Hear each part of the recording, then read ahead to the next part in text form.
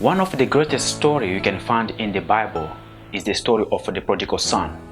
It is about a father with two sons.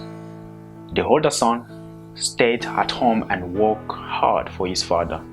The younger son ran away with his inheritance and spent it in foolish things. And finding himself alone without no job, no friends, no money, and no family, and work hard as a slave just for food. But the good things comes in this story is the younger son decided to return home and humble himself before his father.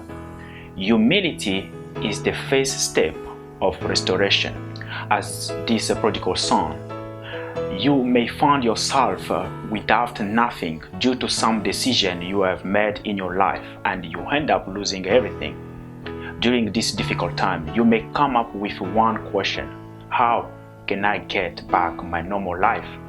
The answer is you need to be restored, and God is the only one can restore you completely.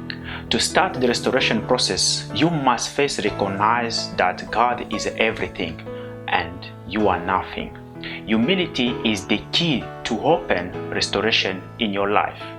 As this prodigal son, we must decide to return home to God our Father. Don't overjudge yourself by what you did in your past. Doesn't matter how big the mistake or the sin was. Our God is full of compassion and mercy. He wants you back home. What you need to do is to humble yourself and recognize that only God can help you. Just like this prodigal son who bowed before his father with humility and said, "Father, forgive me for my sin and take me as your slave." Yet the father said, "My son was lost, now is found." In God's son, you are just lost. Even though you feel guilty about the terrible things you did, but when you come back to God, when you return to God, God doesn't want to make you slave. Rather, He wants you to be a prince or a princess in His house. The key here is humility.